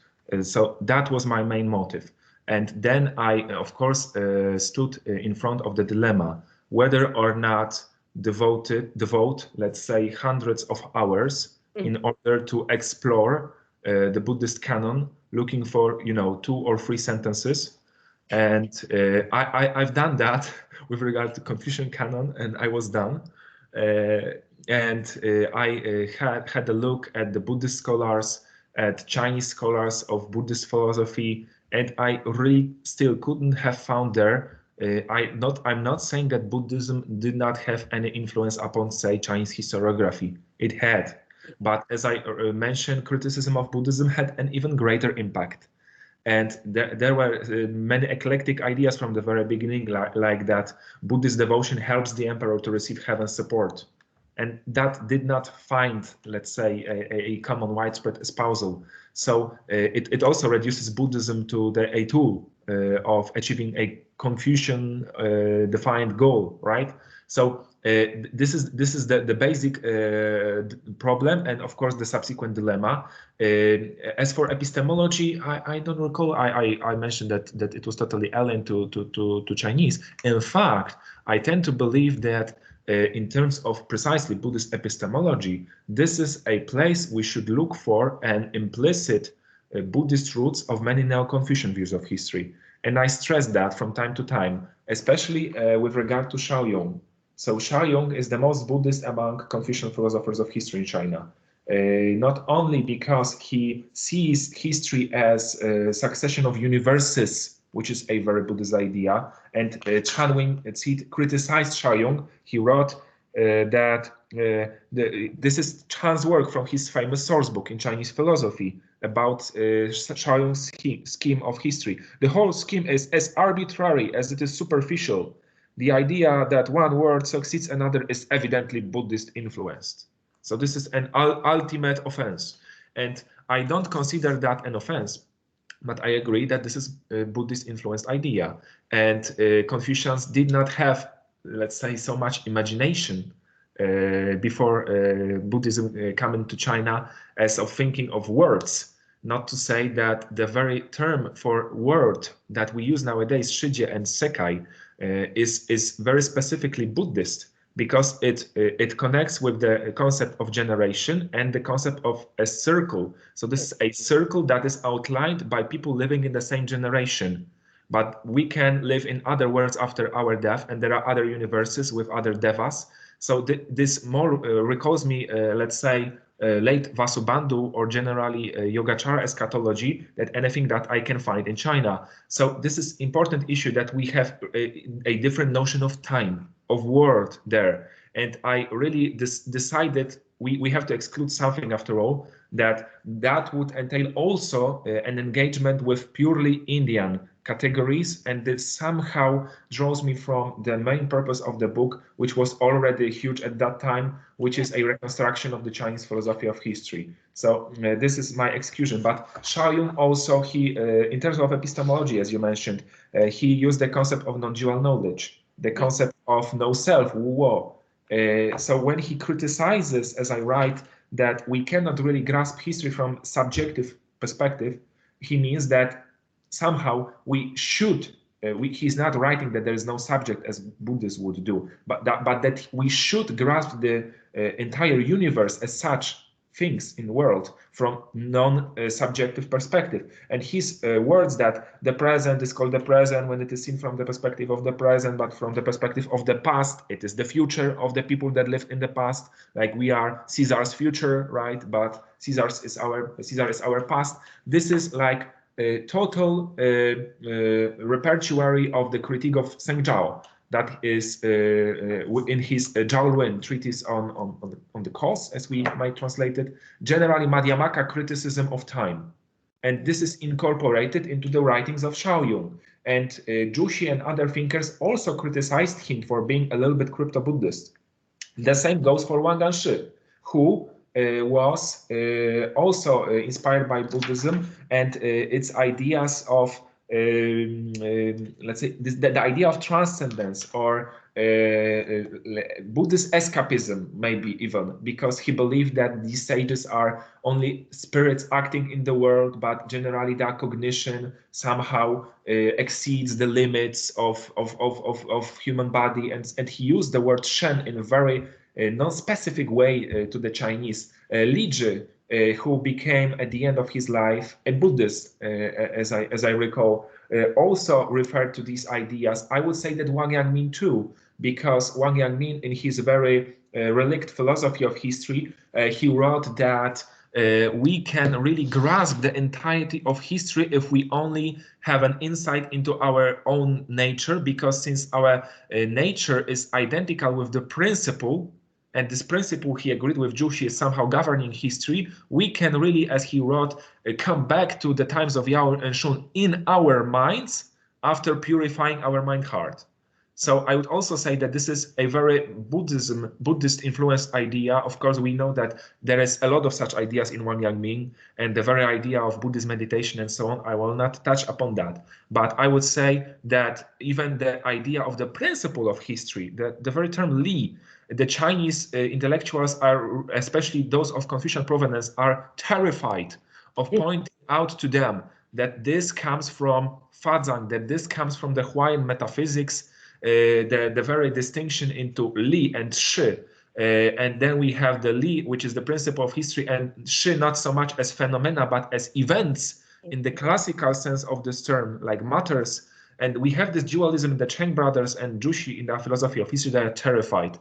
It turns out that the Neo-Confucian idealist philosophy of history was Buddhist, and this is really they are scared because most of them are somehow devoted their lifetime activity to investigating Jushi and so on. So they don't want to hear that. I would say that we have really strong influences of Buddhism. But nonetheless, I would say provocatively that the first Buddhist philosopher of history in China was Zhang Taiyan. Yeah, well, I mean, I'm thinking of Kyoto School. Yeah. And they mixed everything very, I mean, they were not scared. Kyoto School definitely. I would say that with this extensive answer, David has really made justice to Buddhism. It is absent in the book, but it was very well present in our debate, right? And we have a question from one of our guests. Please, Robert Hall. Yeah. I'm on Robert Hall's account, who's my husband. He's also a student. Yes. So, hello, everybody. Oh, hi. Hi. I was, firstly, this is amazing. It sounds like a wonderful book. Secondly, I'm interested to know what you think about, so I realize and sort of very much by what you were saying about the need to think about the diversity of views in Chinese thinking, and obviously not just collapse it into one, even though as was mentioned, there is that trend towards unifying or giving a unified view of whatever the Chinese view of something might be. However, like I think you probably would still accept that there are dominant or less dominant trends, and so we can think about the dominant or less dominant trend. So in that context, I'm wondering if you think there is, or in your exploration, how much you discovered in terms of discussions of the relationship between historicity or history and time, and thinking about time maybe in the more as a more abstract notion, and whether that even exists in Chinese philosophy, essentially that notion of time absent history. Because in some senses I feel like there's a sort of stereotypical view of Chinese thinking that might want to say there is that Chinese philosophy tends to be ahistorical because there's less discussion of history in Chinese philosophy than perhaps in, for example, European. that's just a stereotype, which, as you very clearly outlined, and I very much buy into, is obviously wrong. But I wonder what you think about that related issue of the relationship between temporality and historicity, and whether there is an important distinction to be made there, and how it's picked up in various thinkers. So yeah, just really your thoughts about that on that area. Okay. Yeah. So regarding the first remark of yours, Sarah, before the question, is I see two dominant currents of the philosophy of history in China. So as a person that was somehow, I come from Poland, when actually history of ideas is stronger than history of philosophy. I mean Leszek Kołakowski, Andrzej Walicki, and so on. So I always try to find some grand durée currents of thought. And I would say that in terms of China, the one is the current that saw the unfolding of Tao in history, that is conducive to historical idealism, and the other are the theorists of Shi, of this historical tendency. And I try to prove that based on this diachronical summary of respective schools and approaches. Your question, I would say that this is really a separate topic. I really also did not want to touch upon the concept of time. I mentioned the Book of Changes from the perspective of the philosophy of history, but as I wrote there, the most important thing in the Book of Changes is rather the philosophy of time, and the philosophy of history is developed in some of the commentaries, mostly Xuecheng, to the Book of Changes, and especially in the Yin-Yang school, but not so much in the Book of Changes, which still happens to be one of the most important philosophical works and definitely one of the most influential ones in Chinese tradition. So I'd say that definitely we have to look for that. I know that Professor Jilu Liu was working on a book of the concepts of time in China. I don't know whether she is still working on that project, but maybe there will be some book on that topic too.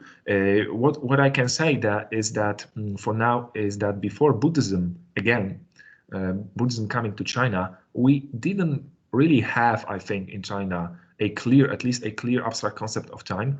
Not to say that the term shi, that is now used, or this Japanese ji for time, was mostly used as a term for season.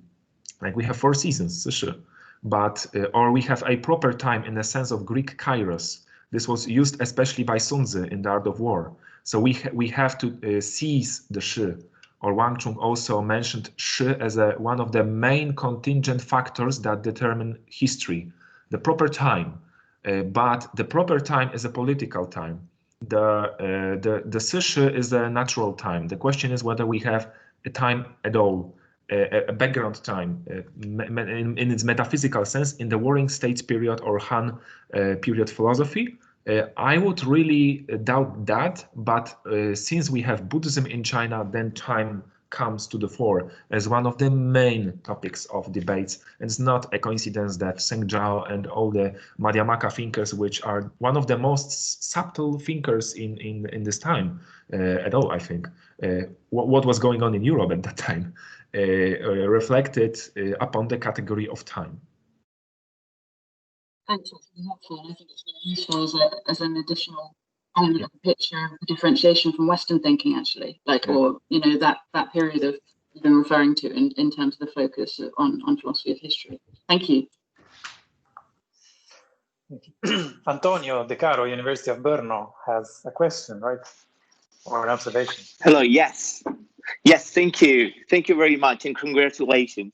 So my question is rather limited to asking you precisely if you think that there is a indigenous Chinese Christian view of history, because you already mentioned, for example, Li Zhuzhao, and I would like to know, for example, if the influence of Jesuit missionaries like Joseph de la Prémarée, the figurist, would try to challenge the idea of Zhuxi, that in the Taiji Tushuo we have Wuji or Taiji. So as you know, Zhuxi interpret this as a sort of unification of the two principles, whereas Prémarée started to say, no, there is a consequentiality. Therefore, we should translate this term as then. And so we have Wuji are Taiji, and so we have the Wuji, and then we have the Taiji. And somehow from this, he developed this idea that monotheism was already somehow part of the Chinese tradition. So I would like to know if you saw in your studies some influences of this point of view, and if you would like to say more about the Christian vision and the influence on the Chinese philosophical thought. Thank you. That's a very hard question. As I tend to believe for now, I can see a clear inspirations on the Chinese philosophy of history in the case of Zhuang Cunyu from the Zhangzhou school of Confucianism, but this is at the turn of the 18th and 19th century. It was, I guess, he was inspired by the writings of the Jesuit Diego de Pantoja or something like that. And we have a notion of creation there. So I would say that with this idea, we can really say that we see something really new. I don't know whether we can fully subscribe this term you mentioned to the influence of Christianity, because we have so many terms in the Song metaphysics at the time. And Zhou Duni is perceived even by some Chinese scholars as a Taoist thinker.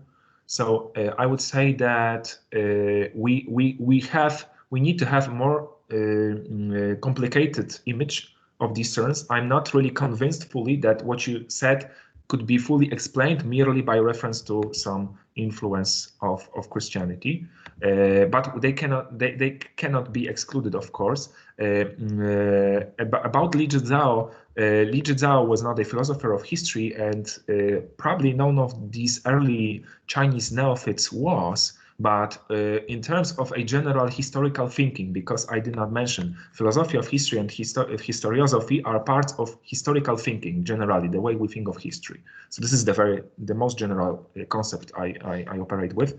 And in terms of historical thinking, Li Zhizhao, in his introduction to Minlit Han, he equated various chronologies. So he equated the chronology of this branches, and not that classical chronology of how's that called, branches and yeah, Jana, I cannot hear you. I think roots. Yeah, roots simply. Yeah, roots. Okay, I looked for an English term, so it was an easy one. Branches and roots, and he equated, or rather compared, put at the same scale with dynastic one. So the year of, let's say, some Zhou ruler. The third one was the Christian one, the years that have passed since the birth, or he said Zhang. So the not the birth, but yeah. The fact that Jesus was incarnated, and the fourth one was he invented by himself, which is the year that have passed since the death of Confucius.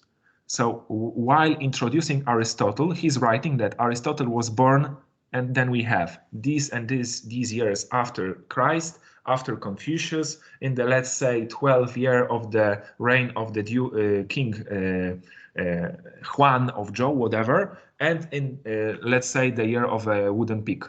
So in this sense, Li Zhizhao, we may say that, or in terms of historiosophy even, came up with an idea of a universal history, and clearly saw these cycles are referring to the same historical reality that could be otherwise narrated in purely linear terms.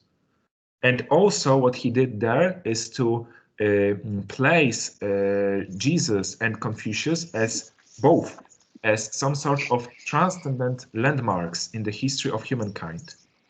So this is very interesting. But there are no Christian native pre-modern Chinese philosophers of history. Where the person that came to my mind almost automatically with your question is a very modern figure I'd like to investigate, namely Bishop Stanislas Wang from Taiwan. Yes. He wrote a book which has, I guess, 600 pages, and its title is 历史哲学.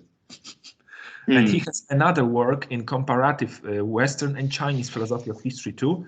And from what I have already read, he tends to believe history as the domain of the activity of heaven, but he does not subscribe to a fully providential overview, namely that God somehow intervenes in history, but that God inscribed the desire for happiness into people's shin. So by means of going towards achieving this goal, we are reconstructing God's plan. That is basically his philosophy of history. And we may say that this is a Christian Chinese philosophy of history created by a Taiwanese bishop with a Polish name. But I don't see prominent thinkers of such a narrow provenance before, at least for now. And I say prominent, like really huge figures that have developed some original, unprecedented view of history. Thank you very much. Thank you very much. Thank you. Federico, I think that I don't know what's your plan, but yes, I think we are at time. We can either conclude, or yes. I think that you planned some other questions and questions. No, but I had planned other questions, but they were just emergency questions in case people wouldn't ask anything. So yes, my only final. It is not intended to be a question because we don't have time to start a discussion, but it's something I thought about reading your book, and we also partially discussed it together. There is another cliche, I would say, about Chinese views on history, which is a sort of elitism, right, in terms of agency. Generally, we see that the protagonists of historical change or historical important passages or actions are prominent individuals, sages, kings, etc. This is also a critique that was directed towards Chinese historiography. If we think about Etienne Balage, right, saying that Chinese historiography is something written by officials for officials, and more generally. But I would say that differently. This is at least my opinion, and I would just like to have your quick opinion on this. Differently from the issue of time, which is indeed a cliche, because if we look in detail, as you did, we see that this cyclical nature of history is indeed marginal, actually. But I think that the views of history in which the people really play an important role are actually marginal in Chinese philosophy of history. And even if they do so, they are more like instruments of something else rather than agents with a specific will of action or with at least an understanding of what they are doing. Even the theory of Minben by Mencius considers the people as a natural force. So it basically warns, right, the ruler from the potential disaster of people not being not supporting, but people are compared to water, right? That surrects the boat, but they can overturn it. But this does not entail some kind of voluntary activity or participation in the historical change. There are some thinkers like Diayi that you mentioned that give some kind of role to the people. I would like just to know, in general terms, if you think that this can be considered as something actually changing after the impact with Western theories. So a bigger stress on the role of people in making history. Mm-hmm. Yeah. What's your opinion on this? Thank you. Huge team. I would say that the West cannot decide what type of stereotype to have, whether Chinese history was an example of merely individuals having an influence on the course of things, or whether China is a perfect example of collectivism and the fact that the masses are important and that we have these peasant rebellions and the individual mean nothing. So the Westerners cannot really decide, and this already shows that there is something more complicated going on. Diayi, of course, is an instance of a thinker I'd like to label as historical populist, and by doing that, I try to recover the term populism also.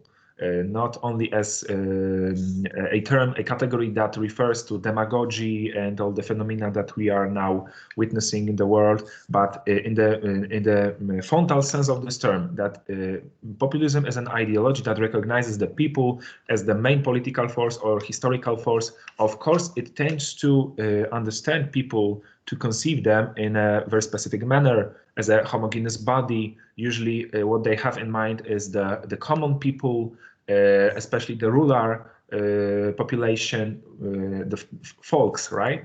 And this is also the case of Jiai, but Jiai writes that, well, the people constitute the root, and if the victory was won, it is because the people won so. And he ends this huge passage, I quote there, with a words that could be really written by Mao or any other Chinese communists. Oh, be warned, in any opposition to the people will win. So these are the words of Jiai, who witnessed the fall of the Qin dynasty due to the rebellion initiated by a peasant Chen She, and there was a dynasty founded by a peasant Liu Bang. So Jiai was a clever guy, and he said, come on, we see, the people matter. But on the other hand, I agree, Federico, tended to understand people in a very instrumental way, because he said that people cannot do anything except agriculture, that all the more they should not do anything connected with trade. They cannot deal with money because they are stupid, they are idiots. That would lead to inflation, he said. So the people are designed in a very specific way. They should behave that and not the other way around. They are compared to the floor. There is a chapter in Jiai's Xinshu which has a very peculiar title, Jieji, the same term that contemporarily means class, and that was used by Chinese Marxists to denote classes, and it means stairs and steps. And this is a title for the chapter where Jiai compares people to the floor. We can walk on them. They are the basis, but because they are unified and we can walk on them. Then we have a stairs, which are officials, and the throne, which is the ruler. So this is very intriguing, that the Marxist notion of a class, or Marxism fighting, right, emancipation and so on, comes from this populist source. And this is also populist in the common sense of this term.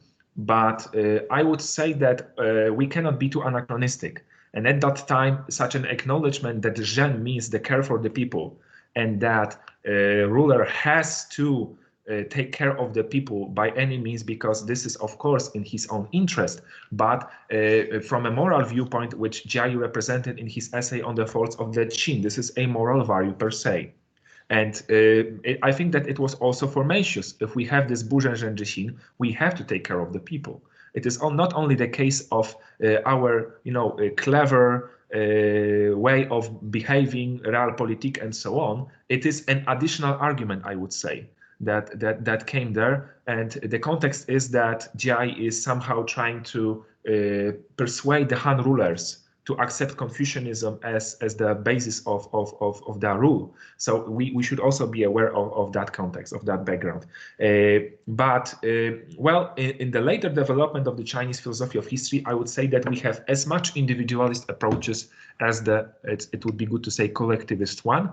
And holism regarding causality, I think that it would be the best to understand holistic approaches to the issue of agency, historical agency, as those approaches that somehow synthesize, unify both standpoints.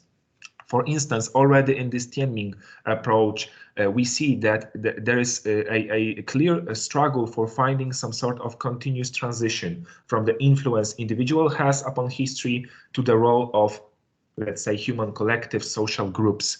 And in this sense, such a holism was a really characteristic feature of Confucian approach to history, which is aware that a ruler is a ruler not due to his personal qualities, like psychological ones and so on, but because he acts as a ruler. It is his function that matters. And his function is to represent and to take care of the people, at least if we stick to this traditional Mencian formulation. So in the field of the philosophy of history, it meant even for such thinkers as Wang Fuzhi that we have to acknowledge both the role of impersonal tendencies, this shi of history, that is manifested in particular events and the individuals, prominent individuals. But individuals are not prominent because they are good looking or clever. And you can see that already in the Book of Documents. We don't have a concept of heroes like in Greek mythology. Sages are not equipped with some, extra force. They don't have a talent for foretelling the future like Jewish prophets. They are the exceptional people are exceptional in terms of their morality. So this is these high requirements that all the ruler in the Confucian reading has to fulfill. And in terms of realistic version of Confucianism as represented by Wang Fuzhi, prominency means that individuals are capable of, as he wrote, listening to the voice of history. This is very important, not seeing, not Platonic metaphor of the sight, but the hear, like in the Jewish Old Testament.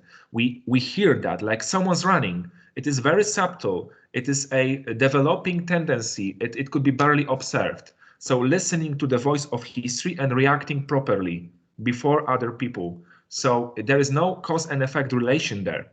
It is not the case that we have some sort of manual science of history or logic of history, and we can say what will happen in the future. Wang Fuzhi does not presuppose any vision of determined future, but he's very stubborn by saying that there is a necessary linear unfolding tendency of history. So these are prominent individuals. I would say once again, to a little bit contextualize that, if Wang Fuzhi was born today, he would say, come on, have a look at Ukraine. So we see that there was a tendency of history there at Ukraine. So when the Yanukovych was re-elected, we all saw that Ukraine somehow gravitates more towards Russia and so on. So if people at that time realized that something bad is going on, they would just, quit and leave Ukraine and so on. But there were people who feel there is nothing going on. But then we have oligarchs who are more and more powerful. All of them are associated with Russia. And then we have these green soldiers and invasion, annexion of Crimea. And this is a point about which Wang Fuzhi said with regard to Chinese history, such as the Tang dynasty and its fall, the Sung dynasty and its fall, that there is some sort of threshold after which it is too late to revert the necessary trend of things. But we can postpone it. We can prevent the tragedy, as for instance, General Guozhi did in the Tang dynasty by postponing the fall of the dynasty. But as he wrote, already hiring the foreign mercenaries, these armies consisting of non-Chinese people, initiated the bad tendency, the tendency of the fall of the Tang dynasty. But it could have been prevented very early, and there will be no tragedy. So individuals are these people. So if you, for instance, lived in Ukraine at that time and Yanukovych was re-elected, and you would go to Poland or to Germany saying there will be a war in Ukraine, people will tell you, you're mad. You're mad. Are you a prophet? You'll say, I'm not a prophet. I'm Wang Fuzhi, like philosopher of history who clearly sees the unfolding tendency of history. And that would be it. That would make you a prominent individual. So they in this sense, this also connects with this topic of irrationality. They may look like mad people, but they are not. And this testifies to the fact that throughout the Chinese tradition, the prominent individuals are usually understood as those that are capable of thinking of history and politics in the macro scale, that do not stick to the matters of time, that do not think of their current private interest. They think of they think from the viewpoint of the grand scheme of things.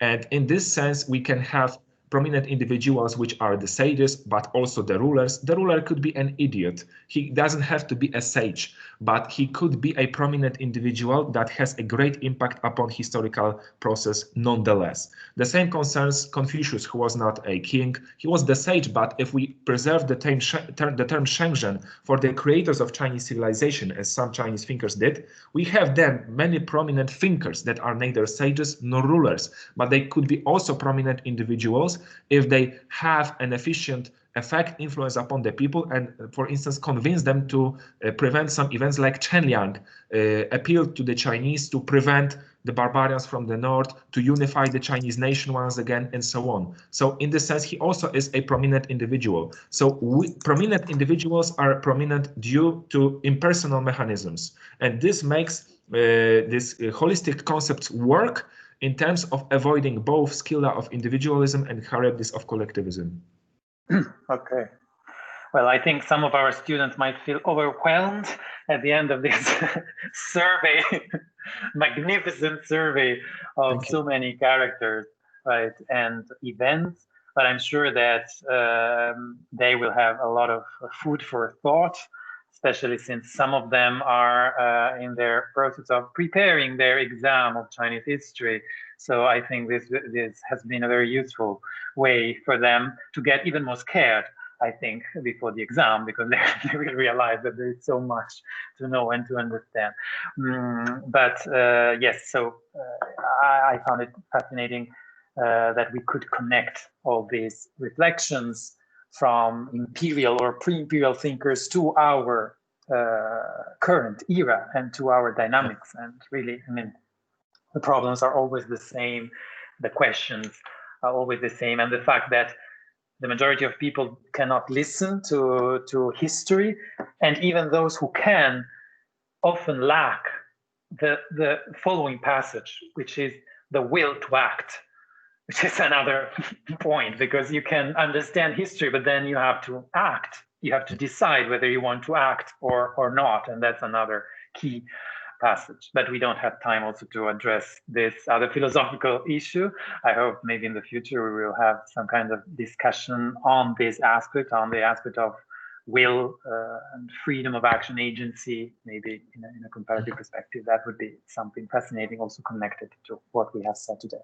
So once again, thank you very much, Dawid Rogacz, first of all, for presenting his book, and thank to all our guests, to Chiara Ghidini and Donatella Guida, who introduced the event, and Jana Roschker, Antonio De Caro, and I see many other friends and colleagues from around the world that joined us, and hope to see you soon for some event, probably.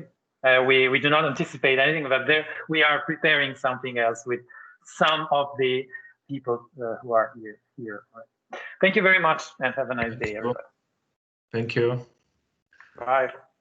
Thank you very much. Bye-bye. Greetings from Poland.